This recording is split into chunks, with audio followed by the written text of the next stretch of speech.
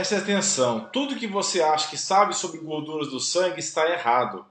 Você quer saber a verdade a respeito das gorduras do sangue? Basta acompanhar esta aula. Falando nisso, pessoal, que para quem é palmeirense, parabéns aí pelo título, tá? Tá tendo alguns fogos aqui, se vocês ouvirem algum barulho de fogos de artifício, é porque o pessoal está comemorando o título do Palmeiras, tá bom? Então acompanhe essa aula para saber tudo a respeito sobre as gorduras do sangue.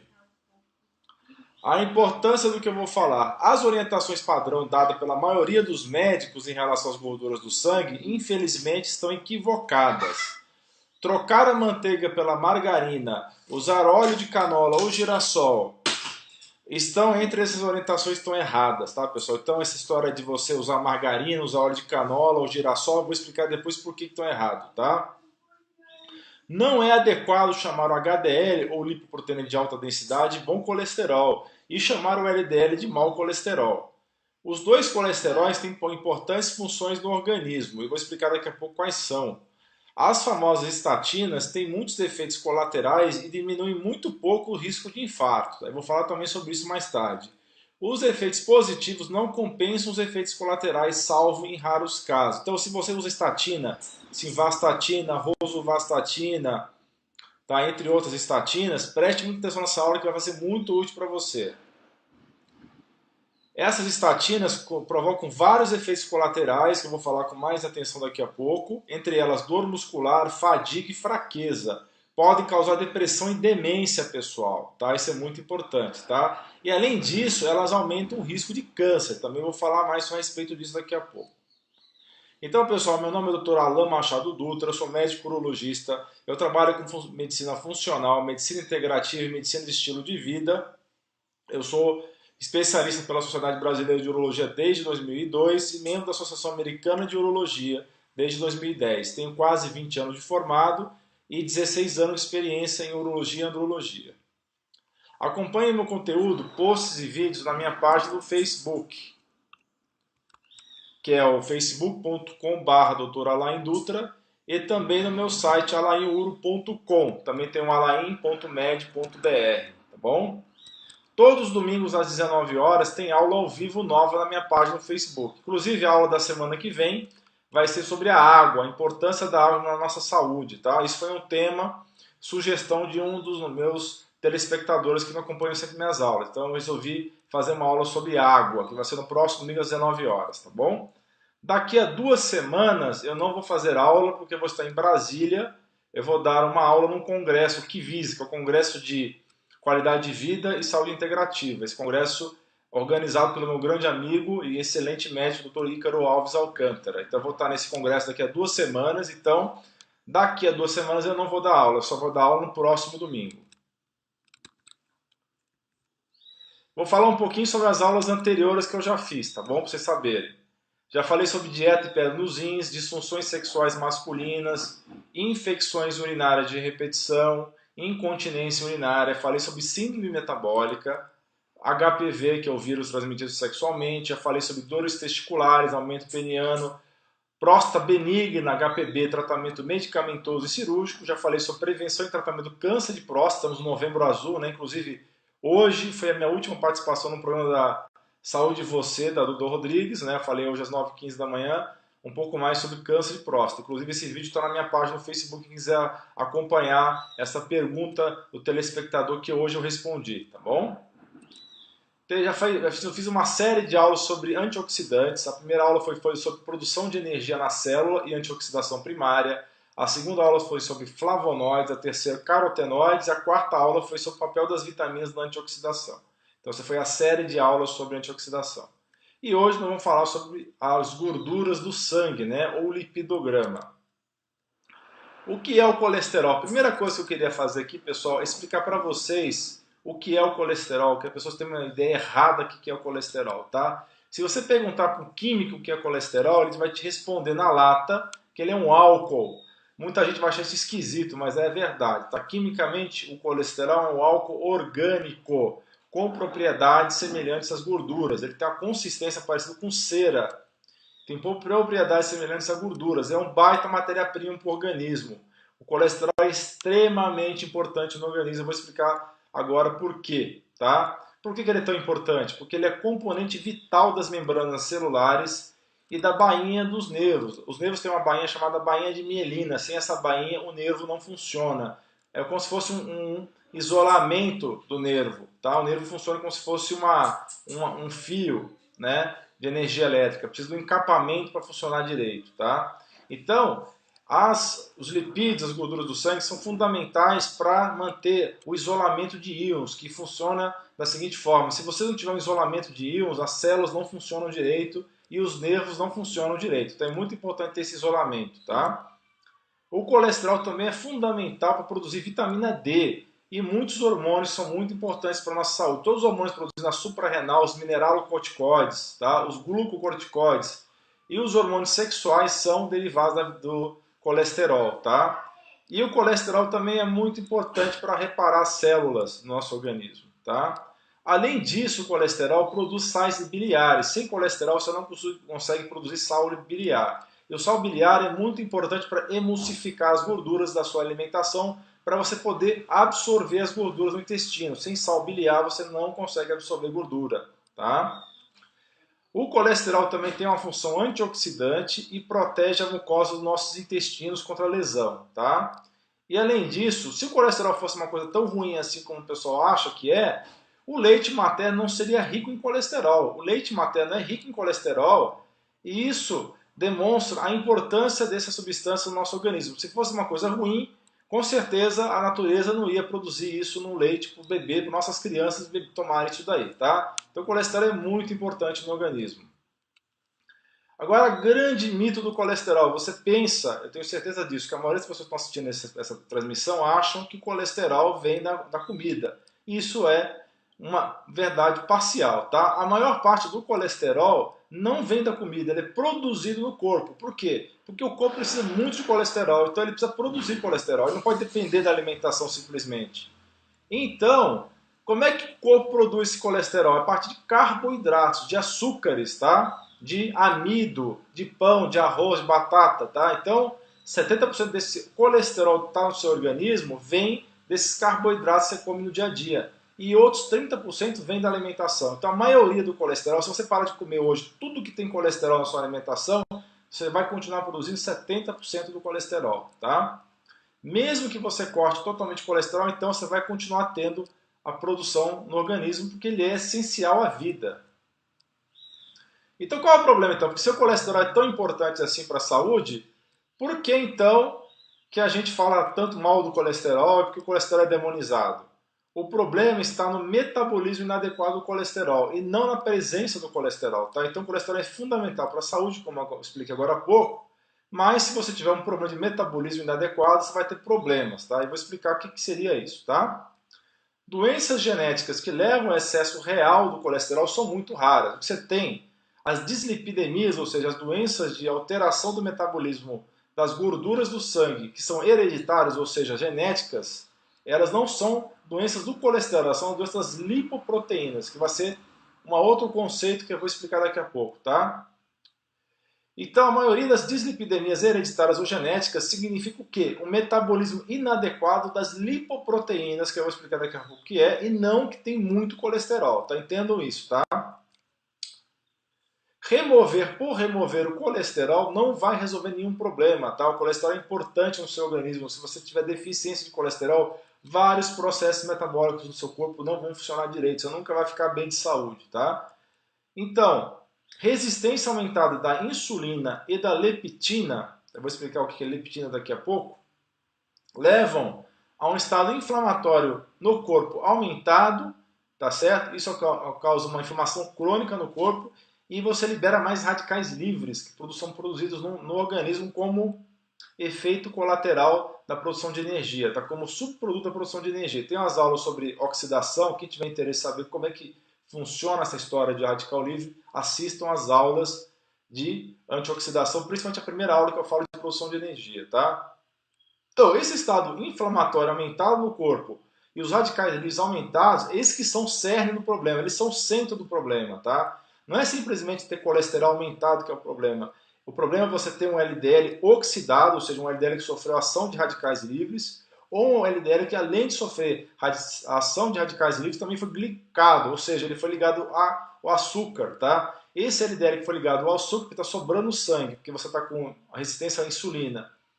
E esse LDL que foi oxidado pela presença de radicais livres, esse é o LDL que vai dar problema. E eu vou explicar daqui a pouco que nem todo LDL é um colesterol ruim, tá? Eu mesmo em aulas anteriores, para simplificar, falei que o LDL era um colesterol ruim. Por que eu falei dessa forma? Porque eu sei que as pessoas conhecem o LDL como um colesterol ruim, mas eu vou desmistificar isso agora, vou explicar que o LDL tem função no organismo, ele é importante, e parte dele é ruim e outra parte é boa, tá? Então eu vou explicar melhor daqui a pouco sobre isso.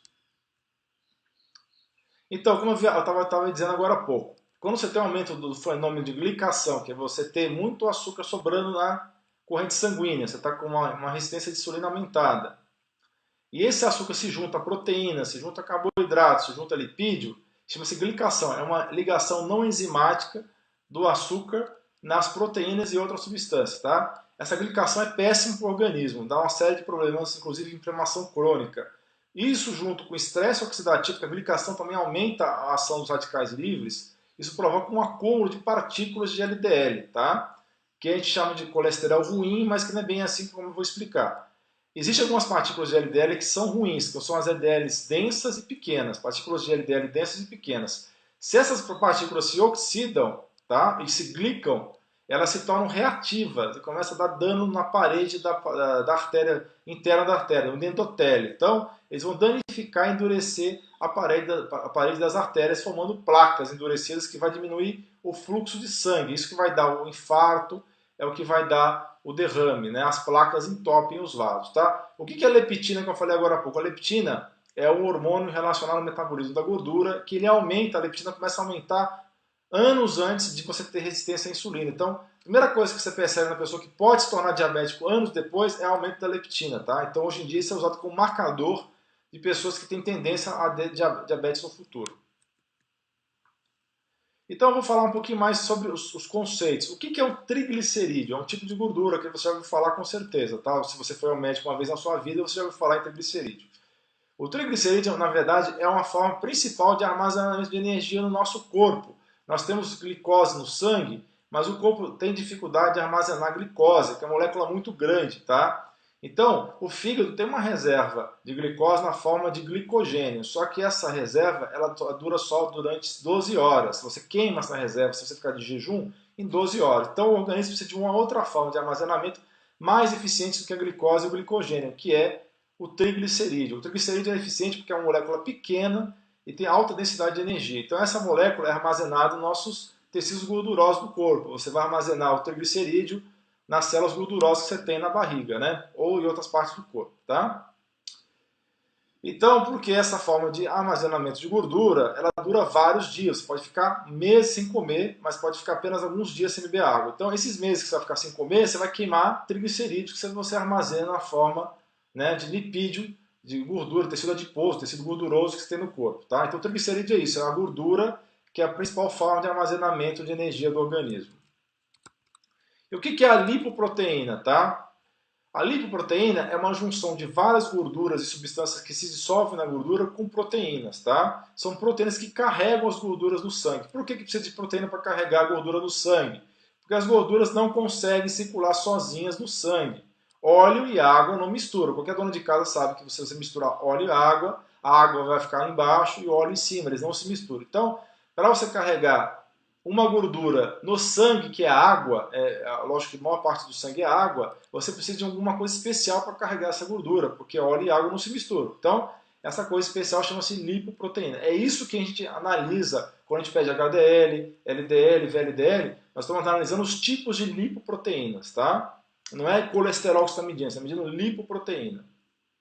Então, qual é a função da lipoproteína? Carregar colesterol, que nós já definimos o que é, um álcool orgânico, carregar triglicerídeos, também que eu já defini, que é a principal forma de armazenamento de energia no organismo, é um tipo de gordura. Só que as lipoproteínas não carregam só colesterol e triglicerídeos, eles carregam vitamina E, coenzima 10, coenzima Q10, carregam flavonoides, que são substâncias, o coenzima Q10 e a vitamina E. E os flavonoides são antioxidantes. Então, se você quer saber mais sobre antioxidantes, vejam as minhas aulas que eu já falei sobre antioxidação, as 4 aulas de antioxidação. Você acha essas aulas no Facebook, na minha página Dr. Alain Dutra, ou vocês acham no alainuro.com, tá? Ou no alain.med.br. Então, vou falar mais uma coisa importante que vocês precisam saber. O que é apolipoproteína? Já é uma outra coisa não meio complicada, né? Mas você precisa saber basicamente, mais ou menos, o que é apolipoproteína. Essas lipoproteínas que eu acabei de falar, que carregam as gorduras do sangue, elas precisam ter um sinal para a célula, para avisar a célula, olha, célula, estou te entregando aqui um LDL, eu estou te entregando aqui um HDL. Então, para a célula saber diferenciar o que é LDL, que é lipoproteína de baixa densidade, o que é o HDL, que é lipoproteína de alta densidade, precisa ter uma substância que é um sinal molecular, tá? Então, o HDL vai ter a apolipoproteína A1, é o sinalizador de que aquela lipoproteína é o HDL. A célula, opa, isso aqui é um HDL, tá? E tem a apolipoproteína B, que é o sinalizador para a célula que aquela gordura é um LDL, tá? Eu vou explicar daqui a pouco um pouquinho mais sobre HDL, o que é HDL, LDL e VLDL, tá bom? Então, se entenda o seguinte, o HDL, o VLDL, o LDL, vou falar, o que é HDL? Lipoproteína de alta densidade. O que é VLDL? É lipoproteína de muito baixa densidade. O LDL é lipoproteína de baixa densidade. Essas três siglas aí são lipoproteínas. Então, o HDL é uma lipoproteína, o LDL é uma lipoproteína e o VLDL é uma lipoproteína, tá bom? Nós vamos esmiuçar isso com mais detalhes daqui a pouco, tá? Então, como eu acabei de falar, existem vários tipos e tamanhos de lipoproteínas. As principais é o HDL, o LDL, o VLDL e tem também os quilomicrons, tá? O seu médico nunca deve ter te falado dos quilomicrons, porque a gente não mede habitualmente quilomicron no sangue, tá? Mas eu vou explicar para você o que é cada um desses daí, tá? Cada uma dessas, HDL, LDL e VLDL, o HDL, vou falta dizer para vocês fixarem, é lipoproteína de alta densidade, que os médicos chamam de colesterol bom. O LDL é o colesterol ruim, né? O que os médicos chamam de colesterol ruim, mas vocês vão ver que não é bem assim. Dentro do LDL tem várias frações, tem mais de 5 frações diferentes dentro do LDL. As piores frações dentro do LDL é o LDL pequeno, a partícula pequena de alta densidade, o IDL, que é o lipoproteína de densidade intermediária, e a lipoproteína A. Então esses três que eu falei agora são os tipos ruins de LDL, tá? O que são quilomicrons, esse nome esquisito aí, tá? Quilomicron é uma lipoproteína também, tá? Que são produzidos dentro do intestino delgado, tá? Quando você está absorvendo gordura pelo intestino, tá? São gorduras de alta energia que mandam essa energia na forma de gordura, obviamente, para músculos e células gordurosas, tá? Então manda para o músculo produzir energia e para células gordurosas para armazenamento, tá? O quilomicron também manda colesterol dos intestinos para o fígado, também tem essa função, tá? O que é VLDL, então? Como eu falei, a lipoproteína de muito baixa densidade. Qual é a função dela? Eles levam triglicerídeos, que eu já defini para vocês o que é, fosfolipídio, que é um tipo de gordura também, que é importante na parede celular e para vários processos biológicos também, e levam colesterol do fígado para as células gordurosas, tá? Então, o VLDL faz isso, pegar essas gorduras que eu já acabei de falar e levam elas do fígado para as células gordurosas, tá? Nesse processo, o VLDL, nesse caminho que ele faz do fígado para as células gordurosas, ele vai perdendo gordura, tá? Ele vai perdendo principalmente colesterol, tá? Aliás, perdão, vai perdendo principalmente triglicerídeos, tá? Nesse caminho que ele faz do fígado para as células gordurosas.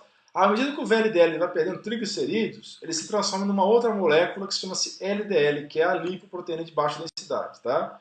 Então, esse LDL é um VLDL que perdeu triglicerídeos, tá? E qual é a função do LDL? É transportar colesterol do intestino e fígado para as células, tá? Tá bom? E esse que é o LDL que dá problema, porque algumas frações desse LDL pode acumular na parede da artéria, tá? Nesse caminho do colesterol do intestino, né? E do fígado para as células, ele pode acumular na parede das artérias, tá? Então eu vou falar quais são as frações do LDL que levam a esse problema de acumular nas paredes. Daqui a pouco eu falo sobre isso. E qual é a função do VLDL, então? Como eu falei agora há pouco, tá? Nesse processo do VLDL levar gorduras para o tecido adiposo, ele no caminho vai perdendo, né, triglicerídeos e vira a molécula que a gente conhece como LDL, tá? E esse LDL, como eu já falei, leva colesterol para as células, tá? O HDL, qual é a função do HDL? É transportar de volta para o fígado, tá? Essa gordura que sobrou do tecido. O tecido não usou toda a gordura que foi mandado para ele, sobrou gordura, então o corpo precisa reciclar essa gordura. Como é que recicla? Através do HDL, tá? Então essa partícula de HDL é a partícula de gordura que voltou do tecido de volta para o fígado para ser reciclado, tá? Ou eliminado, né? Então HDL a gente chama de colesterol bom, grosseiramente falando, por quê? Porque ele tem essa função de limpar o organismo das gorduras que sobraram para ser recicladas ou eliminadas, tá? E ele tem essa tendência de remover as lipoproteínas da parede arterial. Então, por isso que a gente fala que o HDL alto é bom, porque ele vai remover as lipoproteínas da parede da artéria. Enquanto que o LDL acumula gordura, grosseiramente, ele vai acumular gordura na parede da artéria, o HDL vai remover essa gordura da parede da artéria. Então, existem umas coisas muito importantes, quando você vai analisar o lipidograma comum, que é o exame das gorduras do sangue, é que tem que ter umas proporções ideais entre as lipoproteínas, tá? Quais são as proporções ideais, tá? O LDL tem que ser até o dobro do HDL, não pode ser mais que o dobro do HDL, tá? Então, se você tem o LDL e o dobro do HDL, isso não é bom para você. Se você tiver um colesterol total entre 2 e 4 vezes o HDL, isso está ok. Ele não pode ser mais que 4 vezes mais do que o HDL. Então o colesterol não pode ser mais que 4 vezes maior do que o HDL, tá? O colesterol total, que é o HDL, mais o LDL, mais o VLDL, tá bom? Agora, quando a gente fala colesterol total, vocês estão entendendo que não é o colesterol total na realidade. Nós estamos falando das lipoproteínas, né? Então esse já é um conceito errado, mas que ficou estabelecido assim na medicina, né? Quando você fala de colesterol total, na verdade você está falando de lipoproteínas totais. E os triglicéridos, isso é muito importante, eles têm que estar até mais ou menos o dobro do HDL. Se você tiver acima de 4 vezes do triglicérides em relação ao HDL, isso é muito alto, tá? A relação ideal é abaixo de 2 ou de 2,5, tá? Então tem vários tipos de lipoproteínas dentro dessas que eu já falei, do HDL, do LDL e do VLDL, tá? Tanto o HDL como o LDL e o VLDL têm partículas grandes e flutuantes, né, grandes assim, de baixa densidade flutuantes, tem partículas intermediárias e tem partículas pequenas e densas, tá? No caso do VLDL, a partícula grande e flutuante não é boa, tá? No caso do HDL e do LDL, essas partículas grandes e flutuantes são protetoras. O HDL tem que estar com grande quantidade de partículas grandes e flutuantes, o LDL tem que estar com quantidade grande de partículas grandes e flutuantes também. Em relação ao VLDL, é bom que tenha partículas menores, só que o HDL e o LDL não é bom que tenha partículas pequenas e densas, tá? Por quê? Porque partículas pequenas e densas oxidam com muito mais facilidade e por serem menores, elas vão infiltrar com muito mais facilidade para a parede do vaso. Então entenda isso, lembre de uma coisa, HDL com partícula pequena e densa ou LDL com partícula pequena e densa não é uma boa ideia, não é uma coisa bacana, tá? Falando um pouco mais sobre a relação entre triglicérides e HDL, fizeram um trabalho mostrando o seguinte: se você tiver uma relação entre triglicérides e HDL, ou seja, você multiplicar, melhor dizendo, dividir o total de triglicerídeos pelo HDL e der acima de 3,8, você vai ter um predomínio desse LDL de partículas pequenas e de baixa densidade. Esse predomínio de partículas pequenas e de baixa densidade é ruim para você. Você vai ter risco aumentado de eventos cardiovasculares, de infarto, derrame, etc. Agora, se você tiver um triglicérides, uma relação entre triglicérides e HDL abaixo de 3,8, 80% das suas partículas você é do tipo grande e flutuante, tanto de HDL que eu estou falando, de LDL, né? Principalmente de LDL. Isso é uma coisa boa, você tem que ter essas partículas grandes e flutuantes, né? Então, o Dr. Laí Ribeiro, inclusive, considera normal até 2,5. Então, acima de 2,5 já estaria alterado, né? E você estaria com esse perfil ruim de ter as partículas pequenas de baixa densidade. Vou falar para vocês aqui, como eu já falei em outras transmissões, esse é um assunto meio complicado para explicar para leigo. Eu estou sendo um pouco avançado demais, talvez, aqui na minha explicação, mas eu quero que vocês entendam o que é as gorduras do sangue, tá? Então, eu tentei ser o mais simples e o mais direto possível, mas talvez você não tenha entendido alguns conceitos. Então, para isso, para vocês entenderem melhor o que eu estou falando, eu vou apresentar um caso clínico para vocês, tá? Para vocês entenderem como é que é importante você analisar esses subtipos de lipoproteínas, tá? Então o caso clínico é o seguinte, tem um sujeito de 38 anos, sexo masculino, que tem um histórico familiar de doença cardiovascular. Então ele tem um histórico, tem pais, avós, tios que tiveram infarto, tiveram problemas cardíacos, tá? Ele é um cara bacana, um cara que faz isso físico, tem um peso sob controle, não é gordo, ele não fuma, ele tem uma dieta excelente e faz atividade física regular. Então ele é um cara que faz tudo certo, tá? O médico analisou ele, né, e viu que ele estava com a histórico clínico dele normal e o exame físico também normal, tá? Foi medir aqueles famosos exames normais que todo mundo faz, colesterol, LDL, HDL, triglicéridos, tá? O colesterol dele estava 124, qualquer médico vai dizer que isso é normal. O LDL dele estava 70, abaixo de 100, 120, a gente sabe que a gente considera isso normal. HDL dele de 41, os médicos consideram acima de 40 normal também. E o triglicérido 70, abaixo de 120 também é considerado normal, de 150 é considerado normal. Então, todos os exames dele estavam sendo considerados totalmente normais. Então, 99% dos médicos vão dizer que esse exame está, esses exames desse paciente estão normalíssimos, ele não precisa fazer absolutamente nada, está tudo bem. O médico normal vai falar para ele o seguinte: ó, amigo, você pode ir para casa tranquilo, você tem esse histórico familiar aí de seu pai, sua avó que tiveram infarto e tudo mais, mas você tá tudo beleza contigo, tá? Só que eles vão estar errados. Por quê? Eu vou te apresentar uma coisa que não existe no Brasil ainda, chama-se o lipidograma avançado, tá? Esse é o lipidograma avançado, tá? Eu vou até deixar em tela cheia para vocês verem melhor, tá bom?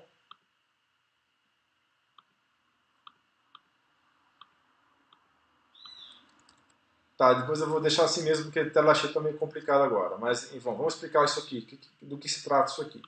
Que nem eu falei para vocês, existem várias frações de VLDL, várias frações de LDL e várias frações de HDL.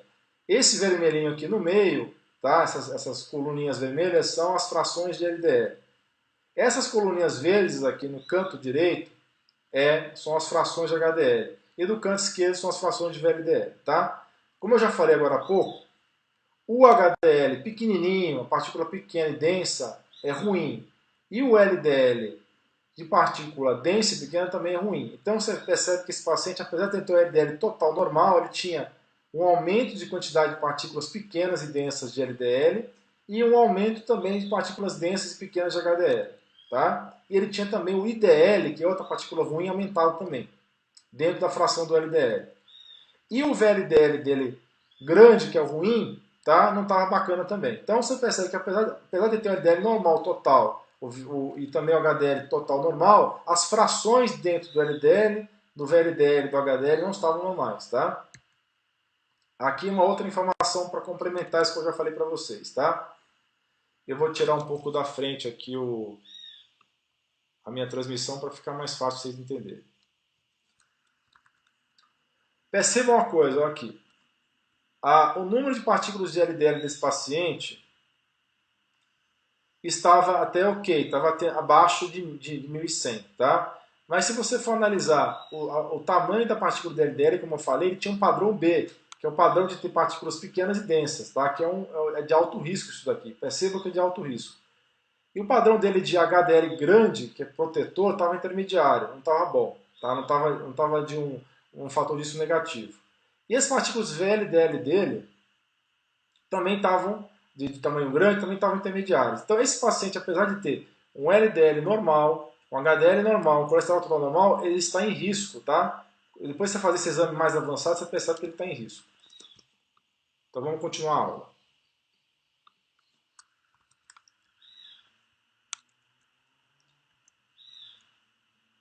Então, nesse caso, só para vocês saberem, porque não é o objetivo daqui dessa aula, vocês entenderem como é que trata isso daí, tá? Mas esse paciente, com esse perfil lipídico que eu mostrei para vocês, que a princípio seria correto, seria ok, e eu já provei para vocês que não está bom, ele foi tratado com ácido nicotínico e com ômega 3, tá? Para melhorar essa questão do lipidograma dele, tá? Por que não foi dado estatina para ele, como a maioria dos médicos dão hoje em dia? Né? A rosuvastatina, a simvastatina, tá? Entre outras estatinas. Agora eu vou falar sobre os problemas que as estatinas dão no organismo, tá? As estatinas têm vários problemas na saúde do ser humano, tá? Por quê? Porque as estatinas eles inibem uma enzima muito importante do nosso organismo, que é a HMG-CoA. Essa HMG-CoA ela é uma enzima que participa de vários processos no organismo, inclusive a cadeia do mevalonato, tá? Quando você inibe essa enzima, que é o que a estatina faz, inibir essa HMG-CoA, Isso vai atrapalhar a produção de coenzima Q10, que é fundamental. Quem viu minha aula de oxidação, a primeira aula de oxidação, vai entender tudo que eu estou falando. A coenzima Q10 é antioxidante e é fundamental na produção de energia do organismo. E vai diminuir também o dolicol, que é uma outra substância muito importante que ajuda a produzir proteínas nas células. Então, ele vai atrapalhar essas cadeias bioquímicas aqui. E o que vai causar isso daí?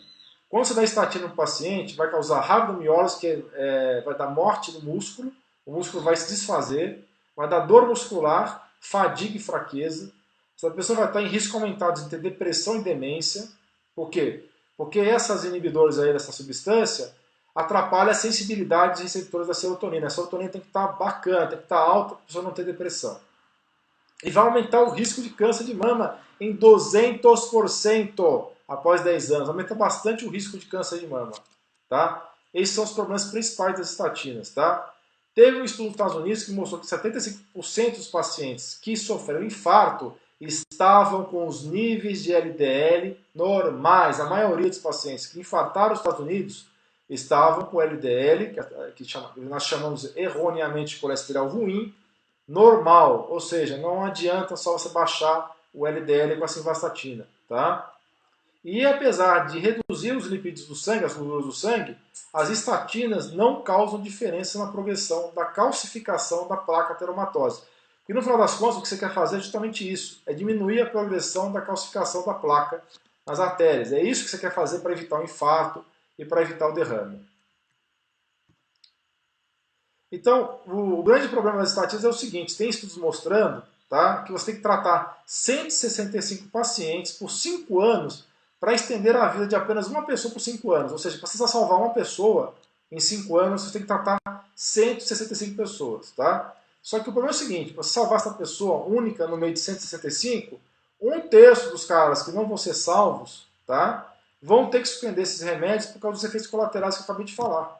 Tá? Acabei de falar de dor muscular, fraqueza, tá certo? Depressão, etc. A indústria é sabido disso, que a indústria farmacêutica ela manipula os resultados dos trabalhos científicos, induzindo uma interpretação errada dos dados, usando critérios como risco relativo. Tá? Vou explicar isso agora há pouco. Tá? O que é essa história que eu estou falando aqui? Vamos entender o truque estatístico que as empresas farmacêuticas usam para poder te dar aquela impressão que aquele remédio está ajudando você, que está salvando vida. É esperado, por exemplo, vou dar um exemplo aqui hipotético, tá? Para você entender como é que funciona isso. Vamos dizer que é esperado que 2 mulheres, dentre 100 mulheres, tá? Ou seja, 2%, vão contrair câncer de mama num período de tempo. Vamos falar em 1 ano, ou vamos falar 10 anos. Tá? Vamos dizer então que 10 anos, 2 mulheres em cada 100 vão ter câncer de mama. Essa é a estatística, tá bom? Não estou falando que essa é verdadeira, é uma estatística de exemplo para vocês entenderem, tá? Vamos dizer que uma droga que você desenvolveu, que você é da indústria farmacêutica, você desenvolveu uma droga. E essa droga reduz o risco para uma mulher em cada 100. Então você vai ter uma redução de 2 casos para 1 caso. Então, o que era 2% passa a ser 1%. Tá? Então o risco absoluto que era de 2% passou para 1%. Então você teve uma queda de 1% no risco absoluto. Só que a indústria não vai falar isso para você, olha, pessoal, nós inventamos um baixo risco absoluto em 1%. Eles não vão falar isso. O que eles vão falar para você é que o risco relativo caiu 50%, que é um número muito mais bonito, tá entendendo? Então é o seguinte, mas isso é uma coisa real, eles não estão inventando isso, tá? Isso é real, estatisticamente isso é real. Porque 1 é 50% de 2. Então se você fala que você diminuiu o risco relativo em 50%, você salvou mais uma pessoa só, né? Você baixou o risco absoluto de 2% para 1%, mas você baixou o risco relativo para 50%. Tá? Mas no final das contas, esse risco relativo de caiu 50%, você salvou só mais uma pessoa entre 100. Tá? Isso é excelente. Tá? Não estou falando que isso é ruim, pessoal. Você salvou uma pessoa no meio de 100.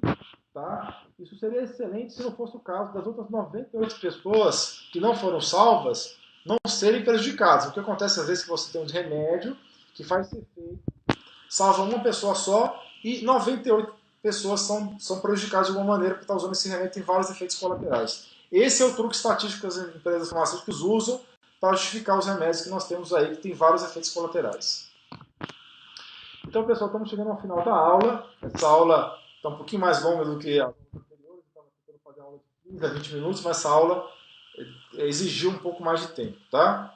Então vamos para a parte prática da aula, pessoal. O que vocês vão fazer para melhorar a qualidade de vida de vocês? Vocês querem saber, no final das contas, é isso. Vocês não querem saber de bioquímica, vocês não querem saber de biologia, vocês querem saber de sugestões práticas. Então eu vou dar para vocês aqui. Quais são as sugestões que eu dou para vocês? Melhorar as gorduras do sangue. Você tem que cortar carboidrato da alimentação. Você tem que cortar pão, arroz, batata, massa, biscoito, bolo, torta. Tudo isso tem que reduzir o máximo possível, porque a nossa alimentação de hoje é muito mais alta em carboidrato do que era 100 anos atrás. Então isso é muito importante para você reduzir o colesterol, tá? Tem que fazer atividade física de 4 a 5 vezes por semana. Pelo menos 4 minutos, tá? 40 minutos. Tem que tomar ômega 3. Todo mundo tem que tomar ômega 3, pessoal. O ômega 3 é fundamental para diminuir a inflamação do organismo e para melhorar as gorduras, tá? Algumas pessoas se beneficiam de usar a vitamina B3 no flush, que é o ácido nicotínico ou a niacina na fórmula do B3 no flush. Isso não é para todo mundo, não. É para algumas pessoas que têm tendência a ter o lipidograma alterado. Você deve tomar antioxidantes. Aí vocês vão ver minhas aulas anteriores para entender quais são os antioxidantes, tá? Você deve consumir alho. O alho ajuda também no perfil lipídico. Você deve consumir óleo de coco, azeite, que é óleo de oliva, né? E o óleo de abacate. São óleos vegetais saudáveis. E você tem que cortar os óleos vegetais industriais comuns, que são o óleo de soja, de milho, canola e girassol. Gente, pessoal, essa história que margarina faz bem está errada. Margarina é óleo vegetal hidrogenado. Mesmo que depois que eles pararam de fazer hidrogenado, ainda é uma gordura tóxica, tá? Que é uma gordura interesterificada, tá? É outra forma de gordura artificial que faz muito mal para o seu organismo. Então, corte a margarina, a manteiga é melhor, tá? Os óleos de soja, milho, canola e girassol são óleos vegetais que aparentemente seriam saudáveis, não são. Eles passam por um processo industrial muito pesado, com várias substâncias químicas tóxicas, e esses óleos não são saudáveis por causa disso, tá? Então, chegamos ao final da nossa aula. Para quem tiver interesse em ver a fórmula de prevenção do câncer de próstata, vocês vão até esse link, alainuro.com/fórmula. Precisa fazer um cadastro do e-mail, vocês vão abrir a caixa de e-mail de vocês, terminar o processo de cadastro, aí vocês vão receber um link para a fórmula de prevenção do câncer de próstata, tá bom? Quem tiver interesse nessa fórmula, tiver problema com o processo automatizado, me manda e-mail, por favor, no alain@alainoro.com, com o seu nome completo, os dados pessoais, eu vou mandar o PDF pessoalmente para vocês, tá? Então, pessoal, obrigado por ter acompanhado essa aula. Agora eu vou responder dúvidas, tá? Eu vou verificar se tem dúvidas agora ao vivo, tá bom? Se não tiver dúvidas ao vivo, depois eu vou responder as dúvidas que vão surgindo, tá? Depois as pessoas vão assistindo esses vídeos aos poucos. E podem deixar as dúvidas na timeline do vídeo, tá? Que depois eu respondo com calma. Vamos ver se alguém deixou dúvida agora aqui. Eu estou fazendo o reload da página para ver se tem dúvidas. Aqui tem um comentário da Ana Paula. Realmente a análise dos exames dos pacientes deve ser muito criteriosa e juntar todas as informações para construir um diagnóstico e um tratamento efetivo e com várias vertentes, saúde física e mental multidisciplinar. Tá ótimo, excelente comentário. Obrigado pelo comentário, Ana Paula. Boa noite, Dan Souza. Boa noite, Manduca. Aí tá perguntando a Manduca. No lugar da Crestor, o que eu poderia tomar? Ômega 3 e vitamina B3 no flush, tá? Que nem eu falei aí na aula, tá? Tem outras coisas também, pessoal, mas a aula ficaria muito longa para eu falar tudo que existe. Mas os principais são esses, ômega 3 e vitamina B3 no flush, tá? Boa noite, Suzane Leles. Deixa eu ver se tem mais algum comentário agora, alguma pergunta. Pessoal, é fundamental que vocês tenham hábitos saudáveis de vida, entendeu? Eu falei da vitamina B3 no flush, falei do ômega 3, mas não adianta você tomar ômega 3 e tomar B3 no flush e você continuar comendo um monte de porcaria, ficar comendo carboidrato simples, açúcares, doces, ficar comendo um monte de pão, um monte de arroz branco, um monte de batata inglesa, um monte de bolo e torta. Se você continuar comendo essas porcarias, você vai ter colesterol alto, entendeu? Não adianta você realmente comer errado e ficar tomando vitamina, tá? Tem que comer certo e fazer atividade física, isso é fundamental, tá? Você tem que ver lá no meu site os 11 hábitos saudáveis de vida, né? Tem no site do Dr. Ícaro também, olha no meu site ou no site do Dr. Ícaro, vocês vão ver quais são os 11 hábitos saudáveis de vida, tá? Que tem que ter, que sem esses 11 hábitos você não melhora, tá bom? Então, pessoal, aparentemente só eram essas dúvidas, eu vou colocar o link aqui para quem tiver interesse na fórmula de prevenção do câncer de próstata. Eu estou encerrando a aula daqui a pouco já. O link está lá então, tá? Quem tiver interesse. Vou dar mais um reload na página para ver se tem mais alguma dúvida. Porque esse negócio do live do Facebook, às vezes prega umas peças na gente. Às vezes a gente não consegue ver a dúvida ao vivo. Se eu não responder ao vivo alguma dúvida, pessoal, depois não se preocupe. Coloque sua dúvida por escrito na timeline que eu respondo, tá bom? Ah, tem uma dúvida nova aqui. Papel do exercício no aumento do HDL. Então, o exercício físico vai aumentar o HDL, né? Vai baixar o LDL, vai baixar os triglicerídeos, tá? Então, o papel do exercício físico vai ser melhorar o lipidograma, tá bom? Então, essa é a resposta para essa pergunta aqui, tá? Vou dar um último reload para ver se tem mais alguma dúvida. Se não tiver, vou encerrar a aula, tá bom? Porque tá ficando já... Só são quase 45 minutos de aula, então não quero aborrecer ninguém com muito tempo aqui. Vamos lá. Tá, então já respondi as dúvidas, não vi dúvidas novas. Se tiver novas dúvidas que eu não peguei, depois eu vou responder, tá bom? Então, pessoal, para quem é palmeirense, novamente, parabéns pelo título, tá? De Brasileirão aí. Um abraço para todos os palmeirenses aí. Como eu falei, semana que vem a aula vai ser sobre o papel da água na saúde do organismo, tá? E eu quero que vocês tenham uma excelente semana, tá? Durante a semana vamos falando aí, vou dando transmissões rápidas de assuntos novos durante a semana, tá bom? Um grande abraço para vocês. Bye, bye.